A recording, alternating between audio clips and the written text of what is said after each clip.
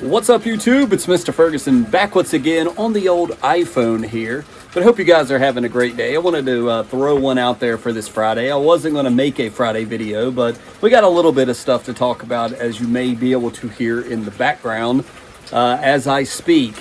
This morning when we woke up, it was around 65 or so degrees outside. And as you may have saw on Thursday's quick release video that I put out, I did do my first mow, so I wanted to quickly show you that and talk about what you may see here on the channel come next week.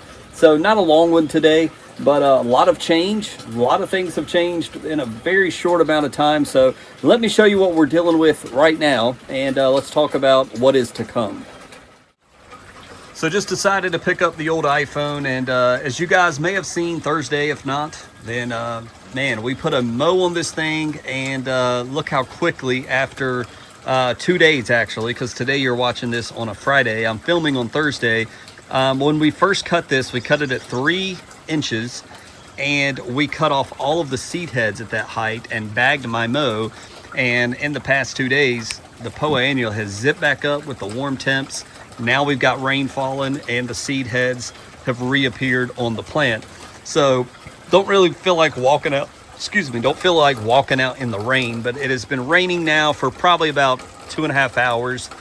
Should be stopping in the next hour and a half or so. And then we will go from there. But the mow looks fantastic for a non-fertilized GCI turf type tall fescue lawn. The grass itself just naturally is looking absolutely stellar and amazing as I throw you out there, and you can kind of see just the color, you know, that wintry look is finally starting to go away with the warm temps we had, and we're now back into a cooler weather pattern. But the lawn looks pretty good, and I can even zoom in, I forgot on my phone here, and show you there's some of the Poa annua that we're going to be targeting. So obviously why did I mow first without putting that on camera? That's one of the big things for a YouTuber, right? Well, it is. And the reason is because of the spray for tenacity, or excuse me, the spray for velocity PM, which actually we have right here because I've left it outside. We're going to be putting this guy down that we've talked about recently, velocity PM here. Let me focus my camera. We're going to be putting this down again, and I was researching what is best to do as far as putting this down. You know, how long until it's rain fast? Well, about 4 hours. So looking at it today, didn't have time to do it, so we've held off on spraying. Then I looked at, okay, we haven't mowed this spring. As you guys saw on the Wednesday video, we hadn't mowed the grass. So is it better to mow and then spray it? And actually what I found out was yes, it's better to go ahead and cut the plant, let it begin to grow, let that Poa annua begin to, you know, with the warmer temps, begin to grow and absorb. And it said just don't do it 24 hours, you know, before you spray. And so I did it 2 days prior, and hopefully now it'll be 2.5 days, because tomorrow when all of this moves out, we're a little bit drier, we will go ahead and spray our velocity PM. But what a difference to go from 65 degrees in the morning, you know, to 46 currently walking out. My body's actually shivering, my wife's freezing, and it's just really cold and chilly. So we are definitely going to do the Poa spray, and as you can see in this picture, the Poa is sticking out dramatically, I mean drastically. Now here's something to keep in mind for all of you as we do this process. Number one, I am absolutely definitely doing 2 sprays. One spray is going to cover the entire lawn here in the front lawn, and then I'm going to basically spot spray around the side and the back. In 14 days after we do that initial spray, we'll be doing round 2, and that is supposed to really take it out. The first time we spray it, it really should damage it. We should see noticeable browning, negative effect on the plant, obviously, but the second application should really take it out. Now, one of the things I'm anxious to see is, does it stun the growth, which could be pretty cool. We don't have to mow.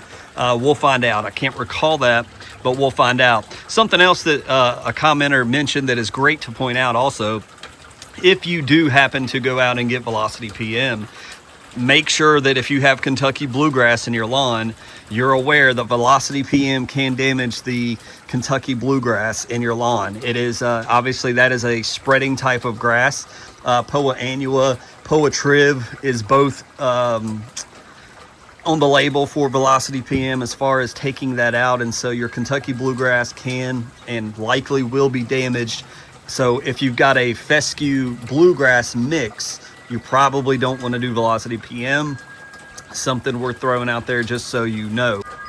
Also wanted to mention that before this rain actually came in, I did take the new backpack sprayer and we put in some of the Kills-All, and I did walk around with the driveway cracks, you know, and around the tree ring, killed all of that, the fescue and the mulch there, so we can start to prepare. I'll zoom in there and show you. You see all that garbage right there in the tree ring that looks real nice. But the Kills-All, we went ahead and sprayed everywhere, as well as the driveway, you know, some of the tree beds and where the mulch goes. And so walked around, did a lot of spot spraying with Kills-All. So it was windy yesterday. Shouldn't spray in the wind. Don't recommend that. Sprayed some of this Poa that you can't see, but there's a lot of Poa in this rock area behind this white pot over there. So sprayed a lot of that stuff. So we should have some of that dying off, going away, which will be nice. A lot of this on the tree ring should begin to die away and go away. And so hopefully none of that got in the good grass as well. Always a concern when you're using something like Kills-All. But all in all, I'm glad I got that in before the rain happened to move in today. So I guess for all of our northern people, you know, we're back with the sweatshirts on. It's actually not supposed to be too bad. Saturday, I think we're going to be up to 65 degrees, 70 degrees, and may go out to Goldsboro area and play golf with my brother, my dad, possibly.